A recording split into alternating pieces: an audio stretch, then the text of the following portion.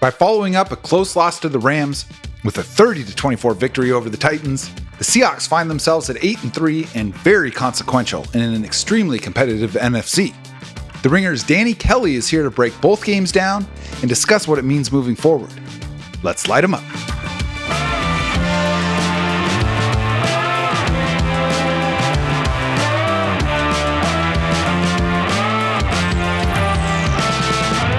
I'm Jacson Bevins, and this is Cigar Thoughts. Welcome back to the Cigar Lounge. I am Jacson Bevins, and along with my cinephilic producer, Mike Barwin, this is the Cigar Thoughts podcast, and I'm stoked to have Danny on the show. But first, cigars and whiskey. Cigar Thoughts is proud to be partnered with Seattle Cigar Concierge and Balvenie Single Malt Scotch Whiskey.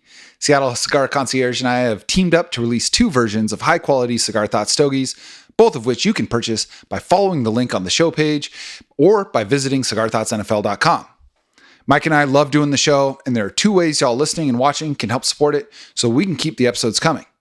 One is by purchasing the cigars, and the other is by subscribing to our YouTube channel at Cigar Thoughts, where you can watch full episodes as well as the funny and insightful clips that Mike puts together. Give a thumbs up to the stuff you like, and let us know what you think in the comments. And of course, you can listen to us everywhere you get your podcasts. All right. One of my favorite people in all of sports media is with us today, and there are a few folks I'd rather chop up the last couple of games with than the man joining me in the Cigar Lounge. He's a lead NFL writer for The Ringer and co-host of the wildly popular Ringer Fantasy Football Show. He is Danny Kelly. Danny, what's up, man? What's going on? Good to see you. Good to talk to you. Not too much. Obviously, this last Seahawks game was pretty uneventful, I would say. I think Obviously, so. The Titans came back and made it a little bit interesting. But yeah, excited to chat with you about the Seahawks because we haven't done this for a little bit. No, I think last time we did this was before the season, and we got to talk a little fantasy football, which is fun, and talk about the home league, which you are just white hot in right now, unfortunately. Yeah, Unfortunately. The decade-old bit of you being the smartest fantasy player in the league and never winning it might be coming to an end this season. You've been committed to the bit, and I appreciate it. But boy, it's been brutal. It's a brutal run for your boy in that league. It's a very sharp league, and also I've just not had very good luck at all. So, but yeah, I'm excited. Hopefully, I can take one home finally. Yeah, all the fucking chickens are coming home to roost this year. You're blowing everybody out. But, we didn't get a chance last week on this show to talk about the Rams game, which I think was the most telling and most important game that the Seahawks have played so far this year. And this past game against the Titans, we're obviously going to talk about that as well. But I think it was one of the lowest leverage games of the season, probably the lowest leverage game of the season for the Seahawks. What I think that's interesting about those two games and why I kind of want to talk about them as a whole with you is I think that in an 8-day span, the Seahawks played, in my opinion, the best team in the NFL and then the worst team in the NFL. And it provides kind of a unique bracket for where they're at 2/3 of the way through the season. We've got some family visiting from Poland right now, and we're like, November in the Pacific Northwest, let's give them some sunshine. So we took them down to Arizona for a week, which for those who have been asking, thank you for asking about when we were going to record and talk about the Rams game. We just weren't able to do it last week. So we're going to loop that in to this show as well. And Danny, as you look at these two games and kind of take them collectively, what are some of your biggest takeaways from where this team is at right now? I think the big one is the defense is awesome, and that's something we kind of already knew, I think, and especially just coming into the season, we had this inkling that the Seahawks offense could be really good, but it's turned out to be a pretty elite unit. Yeah. And, not like they necessarily completely shut down the Titans. I think they, it was one of those games where they kind of had a few balls bounce the wrong way, and a couple of plays made a big difference. They obviously got a punt return touchdown, which made a difference. And so it was not a perfect, game by any means from the defense, but I think overall I have a incredible amount of confidence in the defense and the scheme and the different guys on all three levels. And so I think to me, the big takeaway is the way the Seahawks defense played against the Rams in particular is really, really encouraging and really validating that, like, hopefully this is a team that can actually compete once the playoffs hit, because it seems pretty obvious they're going to the playoffs at this point. So yeah, I think, the defense is good, and we still have all the same questions we had about Sam Darnold. Obviously, the offense has been a lot better than anyone expected before the year, or at least I expected before the year. I think that's fair. I think that if we're all hooked up to the polygraph, I don't think anyone was anticipating it to click the way that it has. And I mean, honestly, like, this was always sort of the theory. I think if you went back and listened to our show in the preseason, it was like, yeah, I think the defense could be really, really good. And it just kind of depends on what the offense can do. If they can get the run game going, which they haven't really done, although in the last couple of weeks it's been a little bit better. But I just did not think Sam Darnold would be like the best deep ball passer in the NFL, and JSN looks like a top 2 or top 3 receiver in the league. Right. That's been, I think, a big surprise in a good way. And so it's been awesome to see Darnold. Obviously there's still sort of the Darnold thing, which he leads the NFL. He's tied for the league lead in turnovers this year, which has always just been a bugaboo of his. You could argue it's sort of a fatal flaw. I don't think obviously that is the case quite yet. I'm not putting him in that area, but like, once the playoffs hit, you can't play like that. And so, I think obviously, feeling very, very encouraged about the defense. Overall, the offense has been way better than I expected. And honestly, just feeling good about the Seahawks. I think they can compete with anybody. I think obviously we saw that when they almost beat the Rams despite turning the ball over 4 times. Right. I do think they can compete with anybody at this point. Yeah, well, let's start with the Rams game, because I think right now, and in some ways it's a bummer that they're in the same division as the Seahawks, but in another way, I do think it's kind of a blessing, because right now, to me, Los Angeles represents the ultimate litmus test in the NFL. They have the best record at 9-2, with the Eagles losing. But even though they lost the Eagles earlier this year, they just feel like a more complete team. Their special teams has been pretty bad this year, but offensively, defensively, game management, coaching, play sequencing, like, all of it has been elite. Whereas, like, if you can come close or match up or somehow supersede what they're doing in any of those areas of the game, you know that you are doing it at an elite level. And I actually I said this on Twitter, but I haven't had a chance to really have the conversation on here yet. I came away from that Rams game more encouraged than not. I don't think Darnold is as bad as he was in that game. Good players have bad games. It's just that he came out of last year still needing to shake a reputation about being able to perform well in the biggest games. And this was his biggest opportunity to date as a Seahawk, and he had his worst game. But, I'm not trying to mistake one chapter for an entire book. But, but he's going to have to prove against the Rams and against the Niners and against the Colts down the stretch that, that's not who he is. Because this is just, it's good storytelling, right? Like, every story has to have sort of that story arc where for the first whatever weeks of the year, it was like, holy shit, Darnold is he the greatest quarterback that's ever lived? Like, the way that he was playing, he was number 1 in success rate, all the stats for number 1 in, like, deep ball, completion percentage, explosive play rate, yards per attempt, like EPA, you name it. Yeah, absolutely elite. And, obviously this is like the Empire Strikes Back. Like, sometimes the enemy has to win a little bit. He totally fell apart against the Rams. I don't think that, like you said, I don't think that's like necessarily representative of what he is as a quarterback, but it is always been sort of the fear with him is that he unravels at the wrong time. This is exactly what happened with him with the Vikings last year against the Rams. And so I think in the back of my mind, there's like this fear that the Rams are like the boogeyman to him, and he just won't be able to get over that hump. But overall, like, I still believe he has one of the best contracts in the NFL right now, and this is not something that I believed coming into the season. I thought it was a big risk to bring him in, but he's exceeded all my expectations. He's been awesome. He's been, a huge catalyst for what the Seahawks are doing this year.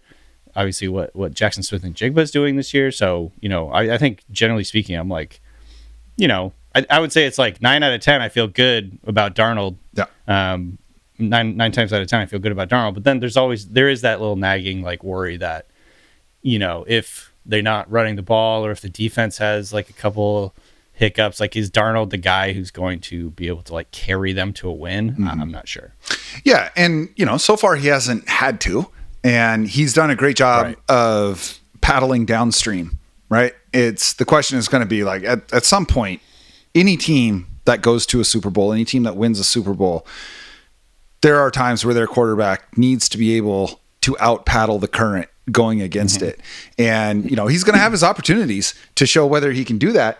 What was so encouraging to me about the Rams game is, of course, the defense. And it's not just that, they held the Rams to 21 points despite basically playing on their half of the field the whole time. It's that they decoded the the modern McVay 13 personnel thing. And, this is something that I know Greg Olson has talked about this. I know that you've talked about it on your show a little bit. And it was something I was really looking forward to going into it. And when we had Softy on the show before that game, we talked about a little bit like how is Seattle going to handle this 13 personnel? And again, just a reminder for those listening, 13 personnel means 1 wide receiver, 3 tight ends. And not only have the Rams been running that at by far the highest rate in the NFL this year, they've been doing it with a success rate and an EPA and a yards per play that's basically like Death Star, efficiency. Right. And the reason that it works is they come out extremely heavy, right? You got your 5 offensive linemen and you've got your 3 tight ends, and most of the time defensive personnel is dictated by offensive personnel. You see who's out there in the huddle on the offense and you send in your package. And so you see 3 tight ends, you send in an extra defensive lineman, you send in an extra linebacker, and the Rams are like, thank you. We're still just going to pass out of this with, whether it's Puka or Devontae that's out there, they're better than the guy covering us. And we're going to have our tight ends run squiggly lines all over the field, and you don't have the speed to keep up. Seattle said, fuck you. We're just going to play nickel. And we don't care that Devin Witherspoon's 5'10". We'll let him match up on Colby Parkinson and Tyler Higbee. Nick Emenwari is our cheat code as far as being able to move quick enough at a size that can still take on the extra blockers in the run game. And the Rams averaged under 3 yards per play in 13 personnel because styles make fights. And what you were saying about what the Rams have done now 2 games in a row to Sam Darnold, to me, isn't so much that the defense is so good that Sam Darnold can't beat them. It's schematically, they do something that is really difficult for most quarterbacks. I mean, we saw Baker Mayfield last night as well. For most quarterbacks, and certainly for Sam Darnold to process through. And I was so happy to see Chris Collinsworth talk about it on the broadcast, how the Rams run a lot of stunts. They run more stunts than any defense in the NFL. And a stunt, for those unfamiliar, is when you're down defensive linemen, the ones with their hands in the dirt, instead of just running straight up field and trying to beat a man, they cross on their way into the backfield. Most teams that run stunts start that stunting action as soon as the play starts. The Rams get a yard or 2 upfield and then run the stunt, which not only gives like kind of a delayed sneak attack feel in terms of actual pressure on the quarterback. The thing I didn't hear Collinsworth talk about that I think Darnold really struggled with in both games against the Rams is it jacks up what you think your throwing lanes are. Because Sam Darnold is a tall quarterback with a high release point. And what he is good at, and why I think he is a good middle of the field passer where a lot of passers struggle, is he can anticipate where the throwing lanes are going to be. It's like, okay, if I've got these 2 rushers coming up the middle, I can find the space in between them and throw that. But that throwing lane that's there at the top of his drop is different by the time he's throwing the ball because these guys are crossing. Right.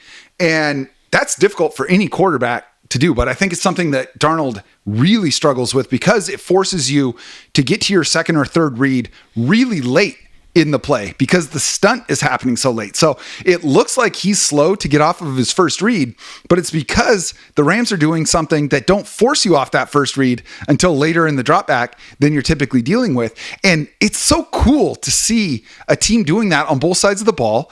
And for the first time in a decade almost, it feels like Seattle had the answer on defense. The question is going to be, do they have the answer on offense? Because they certainly didn't in that first matchup. Yeah, well said. It did feel like I don't know off the top of my head how many balls got knocked down, but it did feel like in that game he kept getting passes batted down in key moments, which is always so frustrating because like in a few of those cases, it's like there was a guy there, he was open. You just and there's so many plays in the NFL where if you watch like touchdowns in slow motion, it's like the ball just barely got by the defensive line, like the defender barely missed it. There's so many plays like that whenever they show that sky cam from behind the quarterback, and they show what the field looks like when he starts his throwing motion, I don't understand how anyone completes a pass more than 10 yards in the NFL ever. Dude, it is insane. It's insane. It is like those types of plays, especially when they slow it down and show like how like it is a game of inches. That's like the biggest cliche, but it is so true. I think about that all like probably 10 times a game when we're watching, like especially just like those Sunday night games. It's like, man, the guy that barely missed that is going to be thinking about that for the next week. Like I just needed to get my hand over like another inch, and I would have broken up that play. Would have completely changed the complexion of the game. But that kind of shit happens all the time. So yeah, that obviously like offensively, the Seahawks, that was a really frustrating game against the Rams. This is the type of thing you should expect from like the McVay, coaching apparatus is like, they're always going to be, trying to get ahead. It's such a chess match. Obviously McVay understands what he's trying to accomplish offensively. And then he can kind of, I think, implement that type of like how to counter that on defense as well. So, I think, I'll be very interested to see kind of like what types of changes the Seahawks make for this next matchup with the Rams, because I think Mike Macdonald is really, really smart. He's on the cutting edge of a lot of this stuff in terms of just like, playing the game, playing that chess match instead of just, I think we got used to with like Pete Carroll where it was like, we're just going to kind of do our thing and we're better than you at it. Which works great when you are better at them than it. Right. When you have a lot of future Hall of Famers. But, I think it is cool to see like the types of things that McDonald will bring into it and how it's like backed by numbers. Like they blitzed. I think they blitzed Stafford a bunch in this last game. And that kind of like threw him off, because like the Seahawks aren't always a super blitz heavy team. They bring pressure by disguise rather than like an extra guy. And so in this one, they were definitely, I think, changing it up. So I don't know. It was a really fun matchup. Obviously super frustrating to watch as a Seahawks fan offensively, but what they did on defense. And like you said, I think this was like what Greg Olsen was talking about all week was he doesn't understand why teams don't match up with the Seahawks and Rams, because the Seahawks and Rams are running, heavy personnel to pass the football. And he was like, why don't teams match up with the Seahawks and Rams and basically counter these heavy personnel plays based on down and distance instead of based on personnel. So like if it's 1st and 10, you have some sort of defensive formation out there, or like whatever personnel grouping. And so you let those types of tendencies and down and distance dictate your personnel groups as a defense rather than like what the offense is bringing out there tight ends wise. But I do think the part that makes it difficult to do that, and this is what McDonald was saying, is basically like, look, in theory, that's right. But this is a game where you have different personnel on every different team. And the Seahawks are like very uniquely set up to be able to counter a team like the Rams, like whatever they do, because they have a corner in Devin Witherspoon who plays like a linebacker. They have a nickelback / safety in Emin Wari who plays like a linebacker. And so having that versatility makes the Seahawks, like, I think, specifically built really well to play against what the Rams have been doing this year. So that's obviously really cool. And that came to fruition in this game. Like, I think the Seahawks defense, the Rams had like, a 10-yard touchdown drive and like a 20-something yard touchdown drive because of like turnovers. It was just like that. That's just the way the cookie crumbles sometimes. Those turnovers were obviously massive. But yeah, I'm obviously really excited to kind of see if Darnold can get out of his funk on this next one, because that will be it'll make me feel a lot better going into the playoffs. If he can just play a little cleaner, he doesn't even have to be a star. Just don't turn the ball over. Yeah, if that was a 2 interception game, you'd be like, he wasn't that great. But I bet Seattle wins that game, right? And they're 9-2, and they're this is the thing. This is again game of inches. Yep. Like I think the Seahawks very likely would have won, or at least more likely would have won the game if that freaking punter hadn't coffin cornered them like right down to the 1-inch line, with this like literal just perfect punt. The greatest punt in the history of the NFL from the NFL's worst special teams. Yeah. It's just like, this is, that's how football is. You know what I mean? Like, it's like sometimes that just. And even right after that, on the first play of the drive that led to the field goal, they threw an out to AJ Barner. Like, they had a very good drive with very limited time, even, an inch away from their old goal line. And the weirdest rule, like, there's lots of rules I don't love in the NFL, but I at least understand them. The one that gets me is when a player is going out of bounds and they make this determination that their forward momentum stopped inbounds. Like AJ Barnett is running sideways out of bounds as he's catching this ball, and he gets hit before he goes out of bounds. He goes out of bounds. They keep the clock running. That's 15 seconds, right? That's a play or two to make it, from a 61-yard field goal to a 51-yard field goal or a 46-yard field goal, to end up stealing that game. It's just, you're right. It's those little things, but no team wins a Super Bowl just blowing everyone out where there isn't one or two plays along the way that makes all the difference. And so, to kind of put a bow on it, I did come away from that pretty encouraged, because I'm hoping that in round 3 against Chris Shula's defense, Sam Darnold will make adjustments. It seemed like he was so scared to get sacked because he took the 9 sacks in the playoff game, right? 9 sacks. Think about it. That's insane. That's like Geno Smith versus the Browns yesterday, right? Worst offensive line on the planet versus, maybe the best player on the planet. And that's what Sam Darnold was. And so he didn't get sacked in that Rams game, like mission accomplished. But 3 of his interceptions were ones where it's like, it's okay to punt here. And so I'm hoping, he cleared that first hurdle. Now I'm hoping that we see progress in the next one, and being at home, there'll be some more familiarity. I'm actually kind of optimistic on Seattle's chances of winning that game. Then you have the Titans, which should have been a layup and kind of was a layup. I think it was 23-3 at one point, and then like 30-13. And then Seattle just kind of like stayed static on both sides of the ball. Yeah, they hit cruise control and just kind of like, And Cam Ward played his best game of this. Like, I thought this was going to be like a confidence breaker for Cam Ward, who has been bad this year. He's in a very bad situation, but he came into it without Calvin Ridley, without Alec Ayamanor, his top 2 receivers, and no run game to speak of. And here comes a team that's in the conversation for best defense in the NFL that came as close to shutting down the Stafford Rams as anyone has this year. And he was awesome. And at the end of the game, I was like, man, this is honestly kind of disappointing that they didn't get this done. And I was thinking about it more this morning, getting ready for the show. And I was like, well, when you're up 3 scores, 4 scores, you're only playing 3 downs on offense, and you don't care if you punt. But the Titans are running 4 downs on offense. Right. And so it really is them getting an extra play on every series. I think they went for it on 4th down 7 times.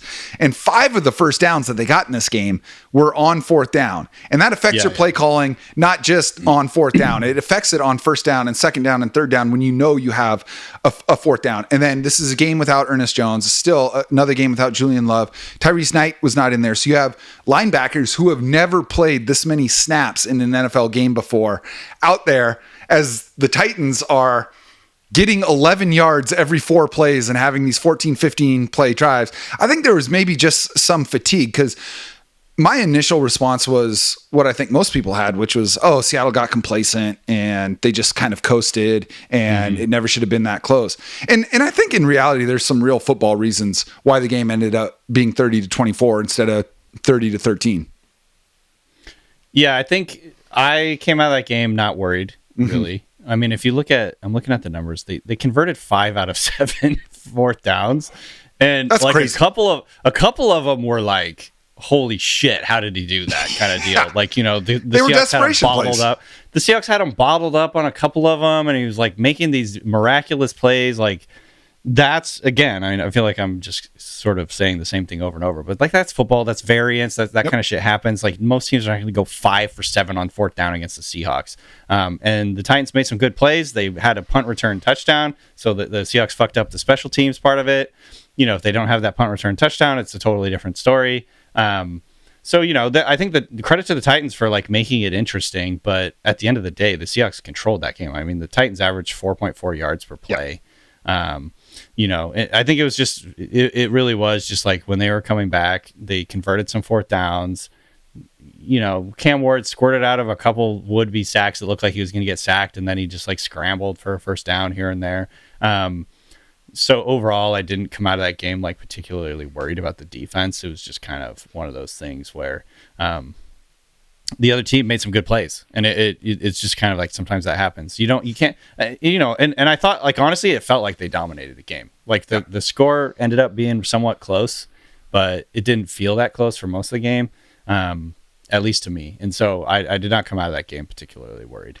No, I think the underlying metrics for the defense are very encouraging and also in line with what we've seen. They got quick pressure on 42% of the dropbacks, which is an insane number. Like, Myles Garrett doesn't get quick pressure on 42% of his snaps. And that's what Seattle was doing as a team. I've mentioned it kind of sporadically throughout the season on this show, but it is stunning to me that Seattle generates a pressure rate that's top 3 in the NFL despite blitzing at a bottom 3 rate. And they were winning. They got 4 sacks.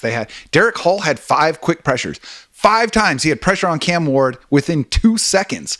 5 times in a game. Like, there are great pass rushers who never do that once in a season. And Derek Hall isn't even the Seahawks' best pass rusher.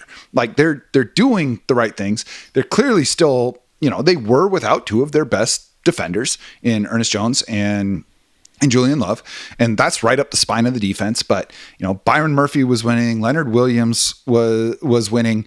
They were doing what they needed to do up front, I thought, and it's not like they were blowing coverages. It really is like, if there's not a punt return for a touchdown, you said it.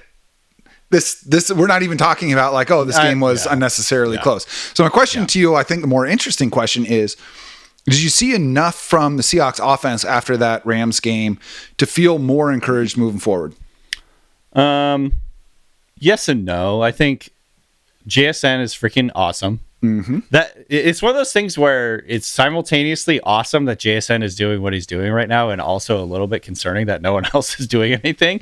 I would love to see like more from Rashid Shaheed, kind of, to be honest with you. Yeah. Get him a little bit more integrated. 2 catches in 3 games now.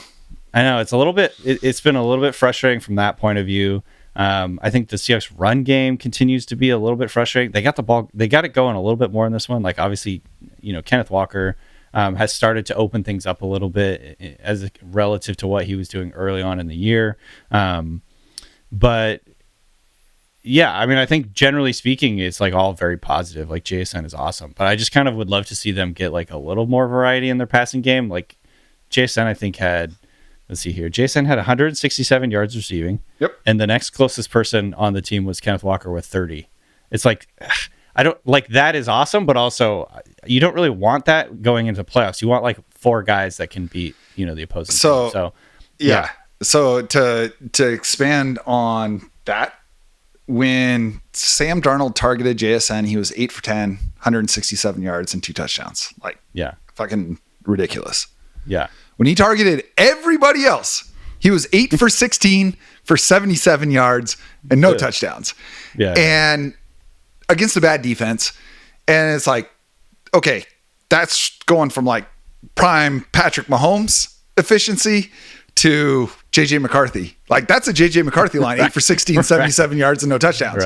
Right. And he's not running the ball. He hasn't run the ball in like a month. And so I do worry about a team that's averaging 3.7 yards per carry on the season being so one-dimensional. I mean, that's JSN is carrying the weight of the world. And so I actually went ahead and I looked at the season-long numbers because I wanted to get your take on this and see, like, is this sustainable?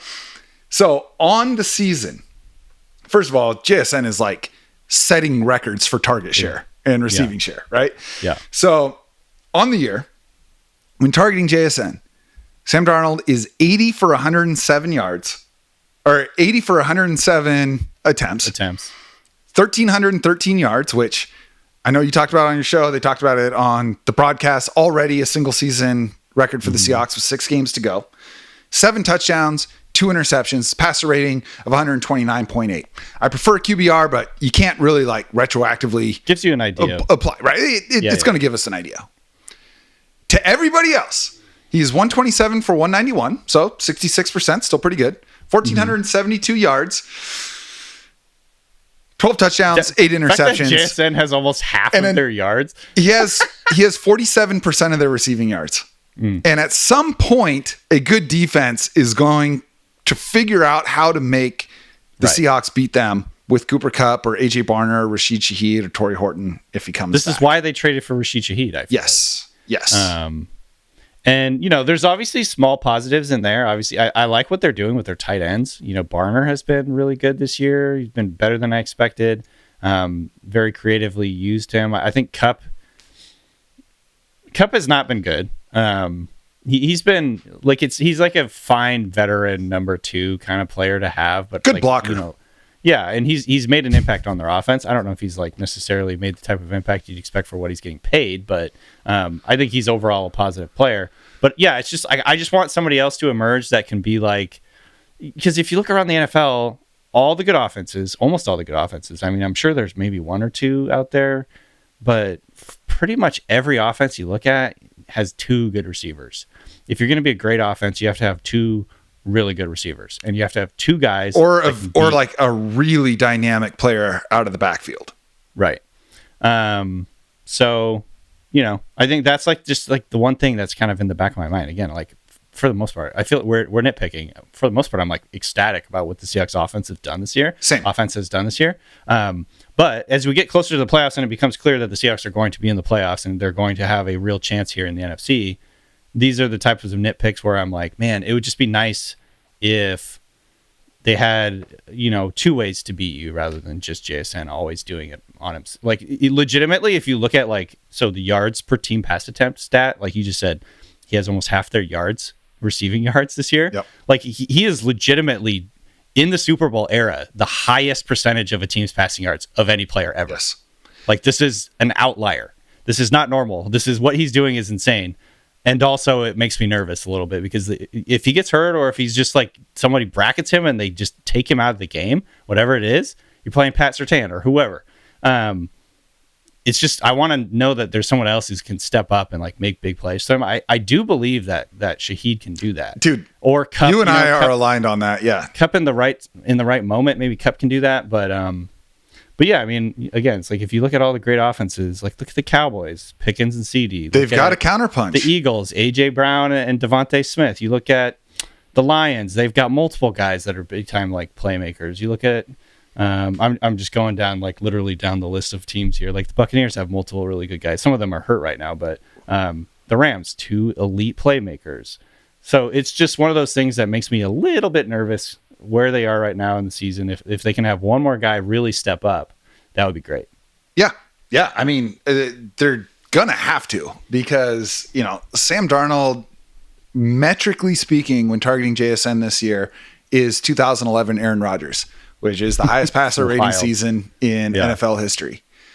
When he's targeting everybody else, he is statistically identical to Derek Carr, which is fine. But you're not going to win a Super Bowl with that, right? Like if a defense takes that away, or if, God forbid, JSN gets hurt, because NFL players get hurt. I mean, I don't think anyone's tackled him yet this year, so that helps.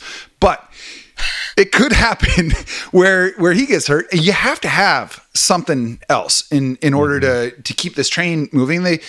On offense, they feel like a boxer that can only throw uppercuts. Like they can't land any jabs. They can't land any body blows. It's just they're swinging for the knockout on every time. And they've landed a lot of those. But you're not going to be able to do that every game. And, you said... Kind of like a little bit reminiscent of the Mariners. And I'm not 100%. I'm not like it's Cal Raleigh up there. I'm not a fucking baseball expert. I'm not going to pretend to be an expert on baseball, but like watching the Mariners in the postseason was like, let's hope these fuckers hit some home runs. Because otherwise they're not fucking getting on base. They're not moving guys along. They're not very good at sacrificing all the shit. And it's like, especially playing against a team like the Blue Jays, who were where that's like, all they do. All they do is move. They like get a guy on, move him along, get him in a scoring position, and then like hit him in. And the Mariners were just like, you guys want to see us sock some dingers or what? Like, let's do this. Totally. And it was like, that's kind of how the Seahawks are from a football point of view, where like if they're not hitting on the explosive plays, I think I'm less confident. And they only have one guy that's getting explosive plays. Yeah. So I would love to see Kenneth Walker get kind of like going. It is nice to see them. I have a high degree of confidence that Kenneth Walker is a great player. Me too. I have less confidence that he's going to stay healthy and that they're going to utilize him as much as I think I want them to. But I think in the last 2 games, you've kind of seen flashes of it. If they can start hitting some explosives on the ground, I think that would make a world of difference for their offense. Yeah, and I think that there is a delta between us as fans and as fantasy football players where we value upside and talent more than dependability, because dependability is boring. But coaches really value dependability and staying on schedule. I don't think there's anyone in the VMAC that is mistaking Zach Charbonnet for being a more explosive player than Ken Walker. Right. But he's getting half the snaps for a reason. Like, these aren't idiots, right? He keeps the offense on schedule. They trust him in short yardage. All of these things, he's capable, and there's value in that because Ken Walker still, since joining the NFL, has the highest percentage of his carries that have gone for 0 or negative yards. Like that is a part of what comes the other side of the coin. And so, it's cool to see him putting together higher success rates over the last month. And as a result, he is earning a larger share. He had 11 carries to Charbonnet's 6. I don't know why they only had 17 carries between them in a game with this script, but probably because they didn't get any first downs in the second half. But it's like, exactly. I'm more encouraged by the run game. It feels like the offensive line is more cohesive and more understanding of and more confident in their responsibilities in this Kubiak system, which is much different than what Grubb was asking them to do, much different than what Shane Waldron was asking them to do. And so we are seeing them be able to lean on the run more effectively than they had the first 2 months of the season. That to me is encouraging. I want to circle back to the JSN thing real quick, because I do think that it opens up a question. I think Sam Darnold has been good this year, and I think that he's passed the eye test. And I've made the apology tour on that. But do those splits give you pause when it comes to how you view Darnold moving forward? And does it make JSN the most valuable non-quarterback in the NFL right now? Right. I think legitimately JSN could be in the discussion for MVP, just because of what he's done. And he's on pace for the all-time receiving yards record on a team that is literally like one of the. I didn't check this week, but last week they were the team that threw the ball to the fewest pass attempts per game. So he's on pace to set the receiving record for the team that throws the least in the NFL. Well, yeah, and here's how I'll put it. Like if he breaks Calvin Johnson's record, if he becomes the first guy to go for 2,000 yards in the season, it'll have a bit of an asterisk, 17 games, right? Sure. But that doesn't speak to opportunity. Calvin Johnson did it on 220 targets. JSN is on pace for 170. So he's going to do it with 50 fewer targets on this pace than what Calvin Johnson did. And I know you guys talked about it on your show. Heifetz mentioned just the sheer number of routes that he's run is going to be like 200 fewer routes than what Calvin Johnson ran that year. Because I think Stafford threw the ball like 700 times that season. And so, it is awesome to have someone that is in the conversation for best non-quarterback in the NFL. It's also really scary to have. It's like It's like how the entire stock market moves massive percentage points based on what NVIDIA, reports with their earnings. It's just like, oh, well, if NVIDIA comes in low, then it means it's an AI bubble and there's 7 companies carrying the entire economy right now. It's like, oh, they beat earnings. They beat earnings expectations again. Guess the economy's great. It's like the Seahawks. What fucking happens if this company fucks up or has a down quarter? What happens if you lose JSN or a team takes them away? That's going to be the concern. And I was tempted to say, like, okay, does that give me pause about leaning into Sam Darnold as part of the future? But then I'm like, well, JSN's going to be a part of the future too. So like, we know this combination works. I'm not too concerned about that, but I'm hoping that the next phase of Seattle's offensive evolution is not just relying on the one thing. I know. And I don't want it to be construed like we're complaining that JSN is like just having the most insane season I've ever seen. Obviously it's awesome to see. From just a fun perspective, he's one of the more fun players to watch right now in the NFL. And it's really cool. But yeah, I think it's just like, the reality is, it helps to have multiple weapons on an offense. And as you go into the playoffs, as you get into playoffs, I want some of these other guys to emerge. So I would love to see Shaheed. I would love to see Kupp be a little bit more consistent. Their tight end, Arroyo, is out there a lot. Hopefully he can get some more targets and get some confidence going as the season goes along. And then like we talked about, the run game. I think Kenneth Walker is a star level player if they would just kind of get some consistency out of him. So, by the way, the Seahawks are now 31st in pass attempts per game. Only the Baltimore Ravens have fewer pass attempts per game. Seahawks have the exact same pass attempts per game as the New York Jets, who are basically running the Navy offense. So I think, it's insane. It is actually insane what JSN is doing. Legitimately, the Seahawks are not passing the ball, and he is on pace to set the record. So I mentioned this in the last episode, but like every wide receiver efficiency graph that you see has to be zoomed out so far to include JSN way up in the top, right? Because like if you did it with the normal scope, he wouldn't even be on there, and it's like I've mentioned before, the greatest receiving seasons of all time, the Triple Crown seasons, the record-breaking seasons, when you divide their total number of receiving yards by the number of routes that they ran, the best are at like 3.3 yards per route run. Right now, Puka Nacua second in the NFL at 3.1 yards per route run. JSN's at 4.2. Like, we have never seen anything like this. And it's great to see. And to your point, both with JSN and with Darnold, please don't hear what we're not saying. We are not complaining about this at all. It is a sign of accomplishment that this is the framework that we're talking about your season through, because coming in, the question was, will they be good? Right. And so you're going to have this conversation through a different lens when it's an binary. Do they clear the bar as a good NFL offense? They've cleared that bar. So once you've cleared that bar, you start having a different conversation.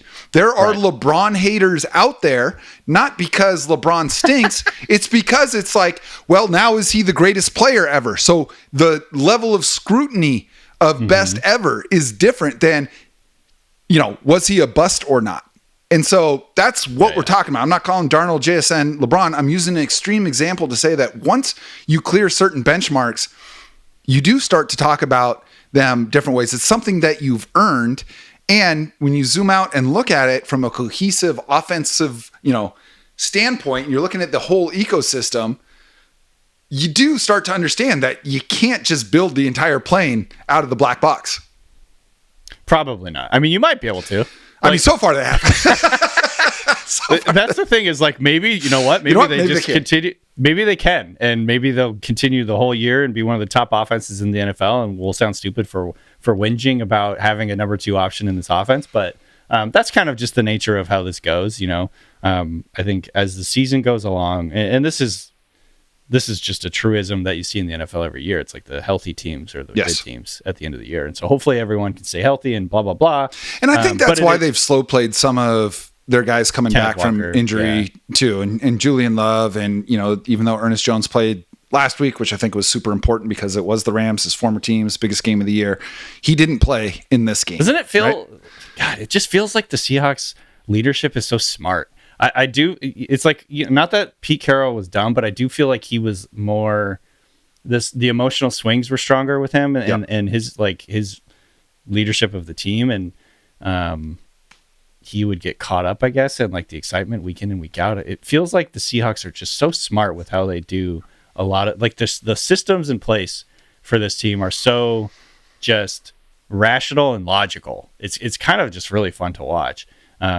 So yeah, I mean, bottom line, like I'm starting to drink the Kool-Aid a little bit on this team, which makes me worried. Like I just feel like they have a real shot this year, especially in a season where there's no great teams, there's no elite teams. You could say the Rams are an elite team, and I still think the Seahawks can compete with the Rams. So I feel like the Seahawks can play with anybody in this team in this league this year. Having a great defense is more valuable this year, I think, than it has been in previous years, or like the relative, because there are no great offenses. Having a great defense is like maybe the trump card that can really win someone the entire thing this year. No, I absolutely think that's the case. And it's interesting. You mentioned something a couple of times on the show that I had taken for granted until I was prepping for this episode. And that's that, the Seahawks are going to make the playoffs. Like, it looks like Seahawks are going to make the playoffs.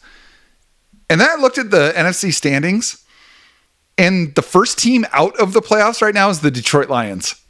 And I'm not super confident that the Seahawks are like demonstrably better than the Detroit Lions. You know what I mean? Like that's what it is. The Seahawks are only one game ahead of being in 8th place in a playoff format where 7 teams get in. So I agree. I do think that they're going to be a playoff team. And I think that, most prediction models are going to give them a very high percentage of doing that. But I can't take it for granted yet because they're only a game up on the 49ers with a game against the 49ers left. They still have to play the Rams. They still have to play the Colts. And the Lions are as capable of winning out as anybody. You know what I mean? So it's like, this is fair point. Like, you got the freaking Bears are 8-3. Like, the Panthers might be the division leaders after tonight's game. The NFC is like, both conferences are wide open, but it doesn't feel like there's any good teams in the AFC. And it feels there's 6 or 7 in the NFC. So I'm with you. Like, I think this team is destined for the playoffs this year. I think they still have a very good chance of winning the division, and whoever wins this division is probably going to be the number 1 seed in it. Like, that's still within reach for them, but like, there's 8, maybe 9 good teams in the NFC right now, which I can't remember the last time that was the case. How many of those teams are you taking over Seattle, neutral field, assuming current relative health? Like, are you taking the Rams over the Seahawks? Yeah, I mean, I think to me the Rams are still sort of the team to beat in the conference, and then I think the Eagles kind of get that, even though they did lose last night or yesterday. The Eagles still are just such a good team on both sides of the ball that they feel dangerous to me. But I mean, past that, I think it feels like the Eagles are. It's almost just because they're like the defending champs. They're like the Chiefs last year, where it's just God, this team is so flawed and they keep winning. Like, everyone's pissed off. The fans are pissed. The players are pissed, and they're 8-3. Right. Exactly. But no, I look at the landscape of the NFC, and I think the Rams are the team to beat. They remain the team to be beat. They literally beat the Seahawks a couple weeks ago. But past that, I would put the Seahawks with anybody. I think the Seahawks can match up with anybody in the conference. It's like the Bears are not a very good team relative to where they're sitting. The Packers, I think, are pretty deeply flawed in a lot of ways. The Lions, same. The Lions are funny, man, because they're like a really well-coached team with a ton of superstar talent on offense in particular. They can create explosive plays, but they're kind of like the Seahawks in the sense where it's like, but if you move their quarterback off his spot, or if it's cold out, like, they're fucked. Like if they're playing outdoors and it's cold, like never mind. It's just like this is like the razor's edge that you walk in the NFL. It's just crazy. Well, and it does totally come down to matchups because we're talking about the Bears being in first place in the division, and they lost by 40 to the Lions earlier this year, right? Like I don't think anyone's saying the Bears are better than the Lions, and this is what the final month and a half of the season is about is figuring that out. I'm with you. I think the Seahawks can beat anybody. I was looking just very simple points scored, points allowed, points differential in the NFC. And the Seahawks are second in the NFC in points scored, 2 points behind the Lions. So they basically have the Lions offense. They're third in points allowed behind the Packers and the Rams and are right there. And they're second in point differential. Like there's not an obvious weakness. And they've been, by DVOA for most of the season, they were the best special teams team in the NFL. And so, it really does feel like as long as there's not an implosion at quarterback, I don't see a reason why Seattle isn't as likely to make a deep run as any of these other teams. Yeah. I mean, the short way of saying it is it's a wide open field. Yeah.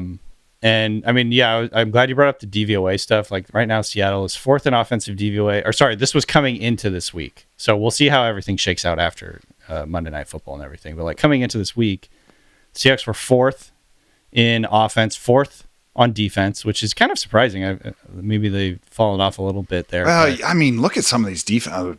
Broncos and Texans are. So right now it's the Rams, Eagles. Texans, Browns. Ahead of them. Sure. The Browns is, I think, man, they just can fucking get after it with their pass rush. So yeah, and then the Broncos are right behind them. So yeah, I mean, this is a very well balanced team. Like you said, they're the second team in DVOA on special teams. That might change after giving up a 90-yard punt return. We'll see. Right. But overall, the Seahawks are built to win. They should go for it this year. Obviously, they are going for it this year, and they feel like they can win on the road. Obviously, the best road record in the NFL since won Mike another McDonald. 10 a.m. road game. I know. Yeah, I know. What are they? 12-3 now on the road since Mike McDonald came in. They've got basically almost full season worth of road games, and they're playing like a number one seed on the road.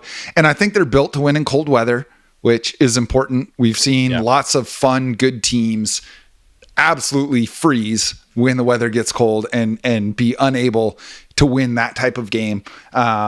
So yeah, it feels like they can do that. Now, last thing before you get out of here, and we don't need to spend a ton of time on it, but if I were to distill one question down for their upcoming game against the Vikings to you, it would be actually two questions. So I'm going to cheat.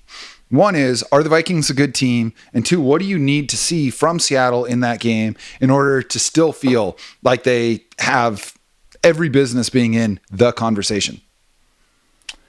No, I don't think the Vikings are all that good.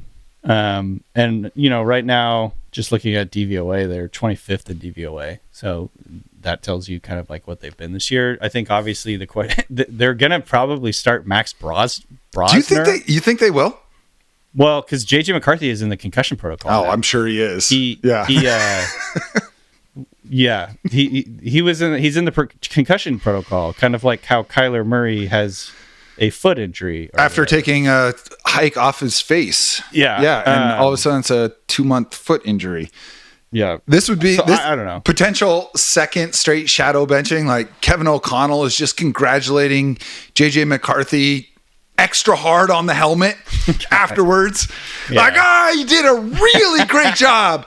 Oh man, hey, he's looking a little cross-eyed. Let's we got Seattle coming up. Let's Can you imagine? Oh my god. It's a brutal situation for the Vikings in so many ways, man. Because it's like they literally had Sam Darnold and Daniel Jones on their roster last year. Two of the guys who have now I don't know if piloted is the right word, but they're piloting two of the best offenses in the NFL. Right now, the Colts are number 2 in offensive DVOA. The Seahawks are number 4 in offensive DVOA. Yeah. The other two are the Matt Stafford-led Rams and the Patrick Mahomes-led Chiefs. Think about that. Yeah. It's Stafford and Mahomes, and then Daniel Jones and Sam Darnold. And then obviously, you got Buffalo just below them. You got Detroit. So So yeah, I think it's a brutal situation for the Vikings, who very clearly made the wrong choice in letting Darnold go and letting Daniel Jones go. I understand kind of like the decision process that went into it and doing that and making that decision, but I mean, all of McCarthy's numbers have been absolutely horrific. Oh, so. It's one of the best bits you guys have going on the show. He's taken over of the 852 qualified quarterbacks in the 21st century. He's basically like 844th or worst in every conceivable metric. Pretty much every metric, he's like right there with Josh Rosen and Jamarcus Russell and all these like notorious all-time draft busts. Now he has only played 6 games this year, so there's a caveat there. Let's give him a little bit of time to develop here, but it doesn't seem like he's going to play in this game. Not many quarterbacks that have this start have well, that's what I said yesterday. Is like it's pretty hard to come back from that. Like Jared Goff is one quarterback who had a absolutely horrific rookie year and then ended up coming back and being a really good quarterback. But he's sort of, I feel like he's kind of an outlier. He's had a weird career. Very. He's sort of like reinvented himself twice under new, brilliant offensive coordinators and in totally different like teams. So, it's not looking good for JJ McCarthy, but at the end of the day, it is a little bit worrisome that the Vikings know who Sam Darnold is, and that was going to be very my next question. Him. Yes. So that's going to be an interesting chess match. Obviously, with Flores is really smart. They're probably going to blitz the shit out of him, and it's going to be an interesting matchup. I just really hope. I think what you asked, what I want to see. I don't want to see turnovers. That's like the end. That's like what I'm going to say until the last game of the season. I want him to take care of the football. It's like McDonald was saying something. Are you willing to sacrifice some of the explosive plays? Well, that was like what I was going to get to. It was like McDonald was saying, like, you don't want to like freak out too much about the turnovers because you don't want Sam Darnold to stop pulling the trigger. Blah blah blah. I guess I would not be. I'm not going to be as worried about if he's pushing the ball down the field and is aggressive down the field and throwing the ball up and hoping to create big plays, and that's how he's creating turnovers. I'm not going to be that worried. It's these, oh shit, like get rid of the football, like, you know what I mean? Like that's the kind of shit we cannot see. He had 3 of those yesterday against the Titans. Like, throw the ball, I just like don't want to see him. Basically, like you said, trying to avoid a sack and making it 10 times worse by throwing a turnover. So I guess maybe that's what I want to see. I want to see no oh shit plays. If he makes turnovers in the traditional sense where he's pushing the ball down the field and somebody picks it off, I'm going to be less worried about that. Because then it's just a bad punt at that point. Right.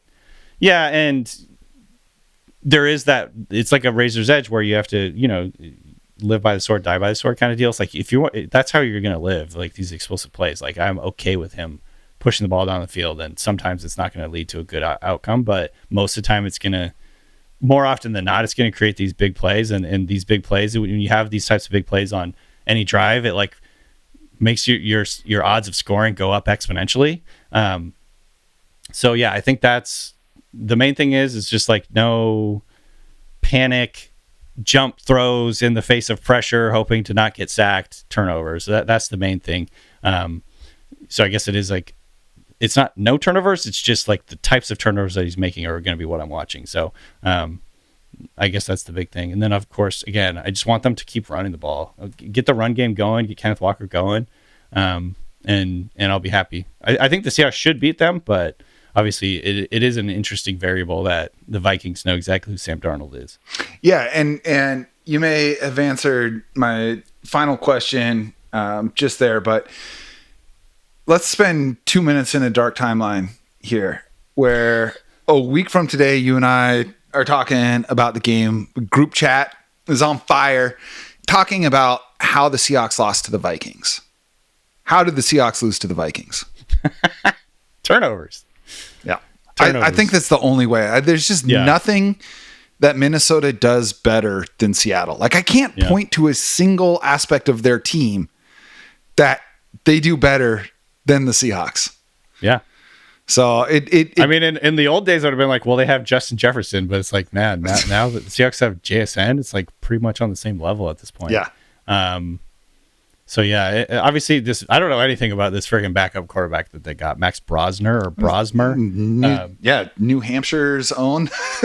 So that's going to be, obviously, it's going to be a huge advantage for the Seahawks. I mean, I think I would rather have them play McCarthy with the way that he's playing right now, because it's like one of those things. It's like it can't be possibly worse. But the Seahawks should be able to dominate the game on defense, and then if they don't give the Vikings short fields with which to work and take care of the football, they should be fine. I mean, the blueprint was right there yesterday. Yeah. With how the Packers won that game. Like if Seattle wins this 23-6 with 0 explosive plays, that'll actually be encouraging to me, because it'll tell me that they don't need that in order to win. Like the Packers went out and threw the ball like 18 times, didn't even have their best player on offense in Josh Jacobs, and just squeezed the life out of a team that they knew wasn't capable of putting up a big offensive performance. Right. So I'd be totally down for one of those boring wins. 23-6 would be just fine by me, even if it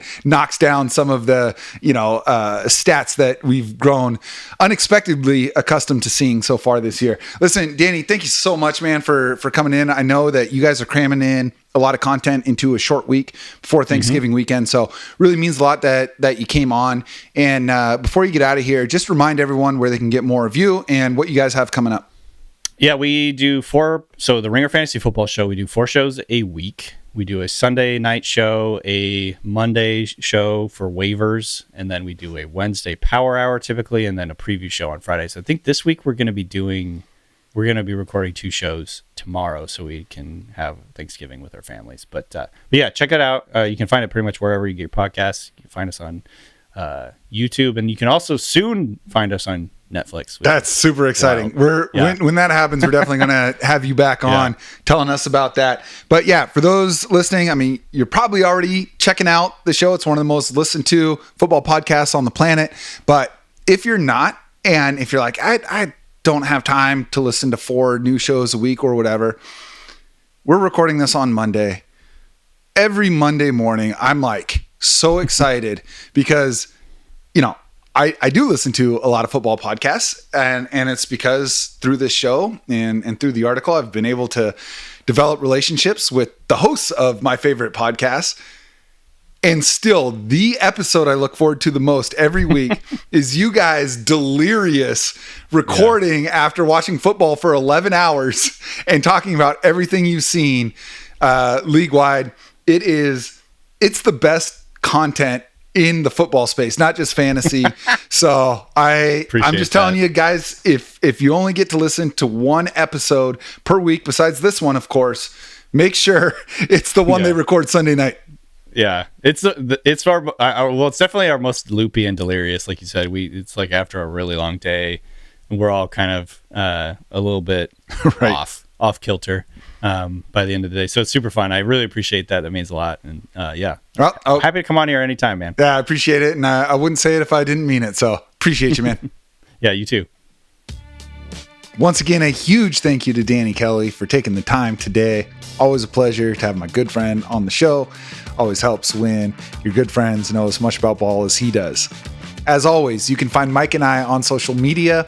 I am on Twitter and Blue Sky at Jacson Bevins. That's Jacson. Remember that no K is okay when spelling my name. Mike is on both at Mike Barwin, and the show itself is at Cigar Thoughts on Twitter and at CigarThoughtsNFL.com on Blue Sky. You can catch full video episodes on our YouTube channel at Cigar Thoughts. Find the rest of our socials at CigarThoughtsNFL.com. As I mentioned earlier, this episode is brought to you by Balvenie Premium Single Malt Scotch Whiskey. Y'all know I'm a huge fan of their lineup, and we are thrilled to have them on board as a sponsor of the show. And one of the great things about great Scotch is how well it pairs with a good cigar. So once again, we do have our own special release of cigars that you can purchase at a terrific price as a listener of the show. The release of these Cigar Thoughts Stogies has been successful enough for us to continue offering them for the low price of $149. That's right, just $149 for a bundle of 10. As you know, we partnered with one of the most prestigious cigar manufacturers on the planet to release these official Cigar Thoughts cigars, which you can order directly from CigarThoughtsNFL.com. Just follow the link on the show page to get these easy-to-smoke stogies rolled with 13-year aged premium Dominican tobacco leaf, or hit us up on Twitter or Instagram and we'll send you the details directly. The cigars come with a Bovita humidification pack and a Mylar storage bag to make sure they stay fresh whether you have a humidor or not. And of course, you can listen to this show at fieldgoals.com and everywhere you get your podcasts. And if you're listening on Spotify or Apple Podcasts and you like the show, please drop us a 5-star rating and leave a quick review. That feedback is super helpful. Thank you to all of y'all listening for your continued support of the show. We know you've only got so much time for podcasts in your life, and it is an honor to be a part of that for y'all. Please know that by sharing this show on social media and with your friends, you give us the juice to keep making this happen. We'll be back soon, but in the meantime, onwards and upwards, my friends.